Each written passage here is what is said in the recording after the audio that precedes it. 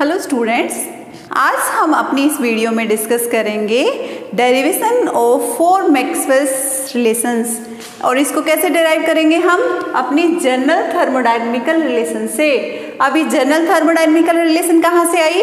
ये हमने अपने प्रीवियस वीडियो में डिस्कस की थी और इसको डिराइव किया था।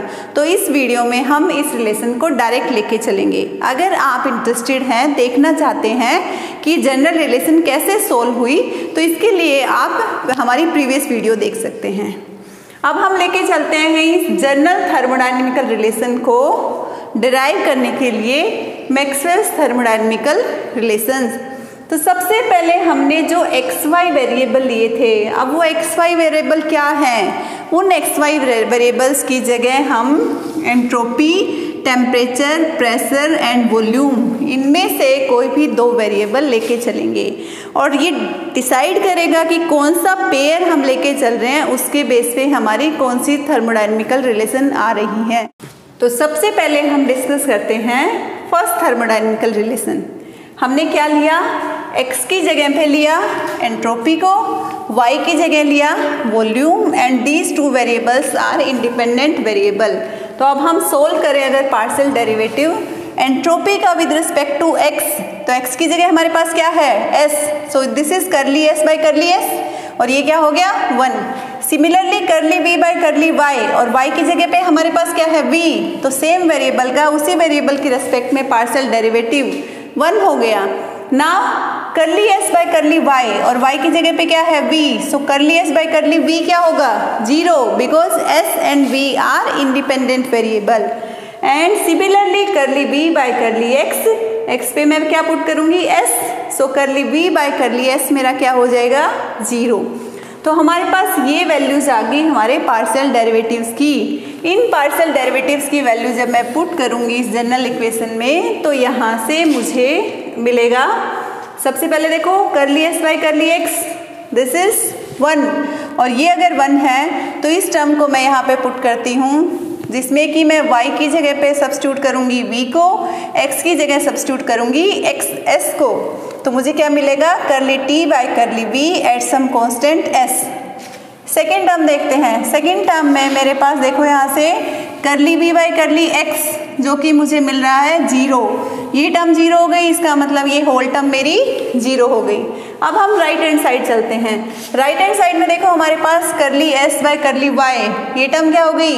0। ये टर्म 0, इसका मतलब ये होल टर्म मेरी 0। नेक्स्ट मेरी टर्म करली v बाई करली y की वैल्यू मेरे पास है 1, तो इसका मतलब मेरे पास ये टर्म बचेगी यहाँ पे। इसमें मैं x की जगह पुट करूँगी s को, y की जगह पुट करूँगी v को, तो ये टर्म मेरी यहाँ पे मॉडिफाई होके मुझे मिलेगी negative of curly p by curly s at some constant v। This is my first thermodynamical relation. ठीक है, इसका मतलब हमें अपनी एक थर्मोडायनेमिकल रिलेशन मिल गई है, फर्स्ट थर्मोडायनेमिकल रिलेशन मिल गई है, क्योंकि यहाँ पे इनकी सीक्वेंस भी मैटर करती है।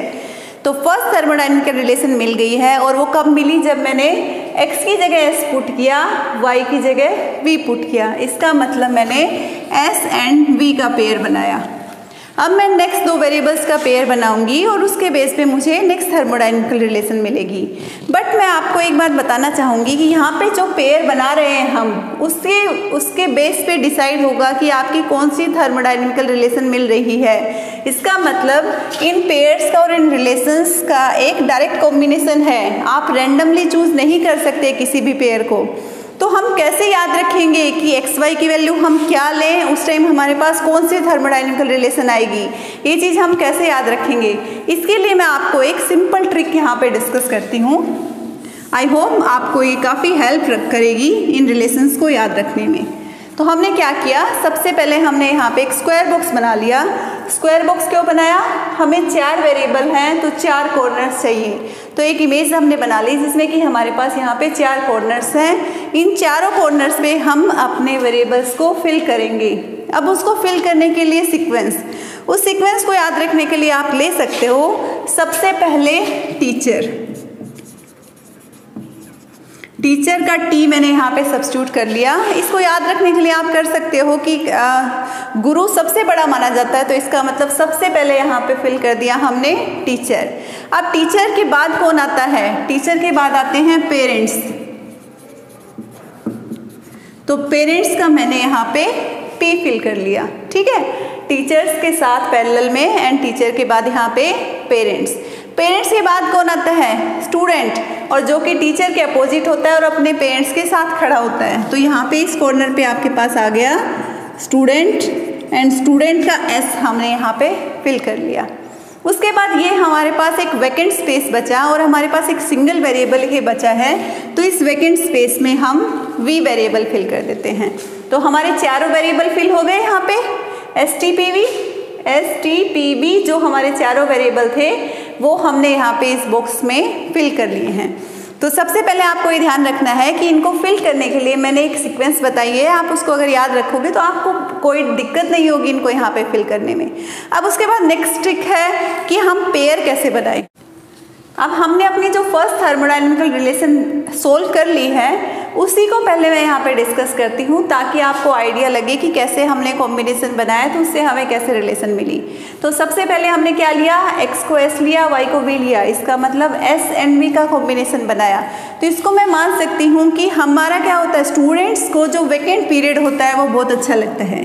तो सबसे पहले स्टूडेंट में वैकेंट पीरियड उसे बड़ा इंजॉय करता है वैकेंट पीरियड को, तो स्टूडेंट एंड वैकेंट पीरियड का हमने एक कॉम्बिनेशन बनाया और उस कॉम्बिनेशन के हेल्प से हमें फर्स्ट रिलेशन मिली, क्योंकि स्टूडेंट्स की प्रायोरिटी होती है वैकेंट पीरियड के लिए।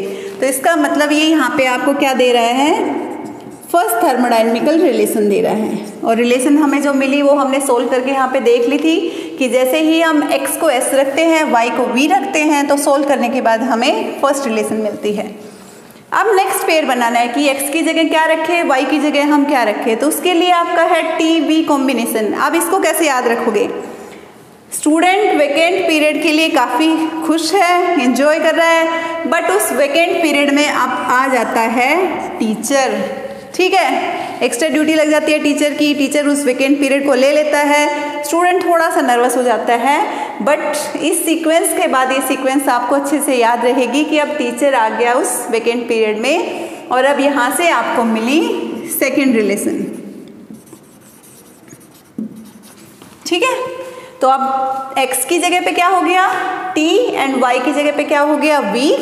एक्स वाई हमें मिलने के बाद हम अगेन इसी मेथड से सोल्व करेंगे कि सबसे पहले हमने पार्शियल डेरिवेटिव लिए, तो करली टी बाई करली एक्स हमारा 1 हो गया, करली v बाई करली y अगेन हमारा 1 हो गया। ये दोनों इंडिपेंडेंट वेरिएबल हैं, तो जब क्रॉस में हमारे यहाँ पे पार्शियल डेरिवेटिव्स होंगे वो हो जाएंगे 0, ठीक है, क्योंकि करली t बाई y की जगह पुट किया मैंने v, सो करली t बाई करली v 0 हो गया। Similarly curly v by curly t भी मेरा 0 हो गया। अब इन पार्शियल डेरिवेटिव्स की वैल्यू मैं फिर से मेरी जनरल इक्वेशन है उसमें पुट करती हूँ। तो यहाँ पे देखो करली t by curly x, this is 1, करली t बाई करली y 0, इसका मतलब ये होल टर्म मेरी 0 हो गई। करली b बाई करली x भी 0, तो ये टर्म भी मेरी 0 हो गई। तो लेफ्ट हैंड साइड मेरा कंप्लीट क्या हो गया? 0। अब राइट हैंड साइड में देखूँ तो करली t बाई करली x 1, तो इसका मतलब इस टर्म को मैं यहाँ पे लिखूंगी, लेकिन उसमें y को रिप्लेस कर दूंगी मैं v से एंड x को रिप्लेस कर दूंगी मैं t से। So this is curly s by curly v at some constant t। Similarly जो मेरी नेक्स्ट टर्म है उसमें देखो मुझे यहाँ से मिल रहा है करली v बाई करली y 1, तो ये टर्म 1 मिली है। तो अब जो प्रेशर की टर्म है इसको मैं पुट करूँगी यहाँ पे, लेकिन अगेन x को रिप्लेस कर दूंगी t से एंड y को रिप्लेस कर दूंगी v से। तो यहाँ से मुझे मेरी सेकेंड थर्मोडायनेमिकल रिलेशन मिली, ठीक है। अब इस सेकेंड थर्मोडायनेमिकल रिलेशन के लिए मुझे जो पेयर बनाया था मैंने वो क्या था? x की जगह t, y की जगह v। अब हो गया आपका टीचर है, टीचर ने वैकेंट पीरियड ले लिया, ओके। तो यहाँ से आपको मिल गई सेकेंड थर्मोडायनेमिकल रिलेशन। अब उसके बाद नेक्स्ट क्या होगा? क्या हो सकता है नेक्स्ट में क्या होगा? अब स्टूडेंट जाएगा अपने पेरेंट्स के पास शिकायत लेके कि हमें तो क्लास में कोई खाली पीरियड लेने नहीं देते या फिर हमें क्लास में लंच ब्रेक ही नहीं करने देते। तो इसका मतलब जब वैकेंट पीरियड ऑक्यूपाई हो जाएगा तो स्टूडेंट जाएगा पेरेंट्स के पास, और अब जब स्टूडेंट पेरेंट्स के पास जाएगा तो अब यहाँ से आपको थर्ड पेयर अपना मिलेगा।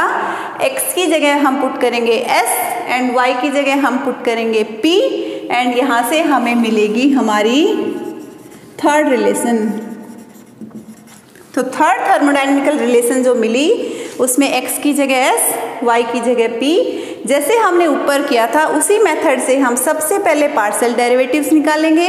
तो पार्शियल डेरिवेटिव्स हमारे करली s बाई करली x 1 हो गया, करली p बाई करली y ये भी 1 हो गया, और जब क्रॉस में हमने पार्शियल डेरिवेटिव लिए तो वो 0 हो गए, क्योंकि again s and p are your independent variable. अब इन पार्शियल डेरिवेटिव्स की वैल्यू मैंने जनरल इक्वेशन में पुट की, और इस इक्वेशन में पुट करने के बाद जब मैंने सोल्व किया तो यहाँ से मुझे मिली थर्ड थर्मोडायनेमिकल रिलेशन। और यहाँ से अगर मैं देखूँ तो मेरा कॉम्बिनेशन बन गया स्टूडेंट एंड पेरेंट्स का। ठीक है, अब हम चलते हैं फोर्थ थर्मोडायनेमिकल रिलेशन की तरफ। तो अब हम डिस्कस करते हैं हमारी फोर्थ थर्मोडायनेमिकल रिलेशन।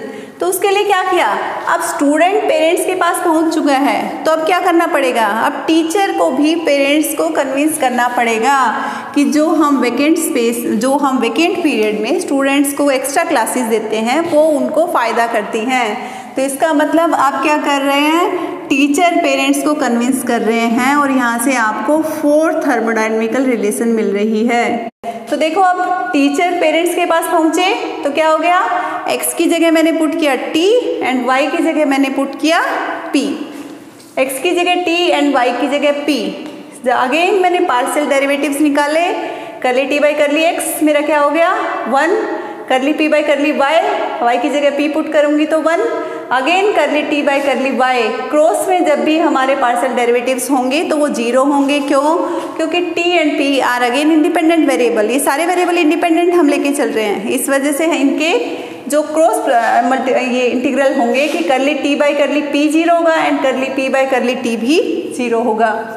ठीक है, अब इन पार्शियल डेरिवेटिव्स को फिर से जनरल इक्वेशन में पुट किया और उसको सोल्व किया, तो सोल्व करने के बाद हमें मिल रही है यहाँ से फोर्थ थर्मोडायनेमिकल रिलेशन। तो फोर्थ रिलेशन हमारी क्या हो गई, fourth relation is curly s by curly p at some constant t equals to negative of curly v by curly t at some constant p।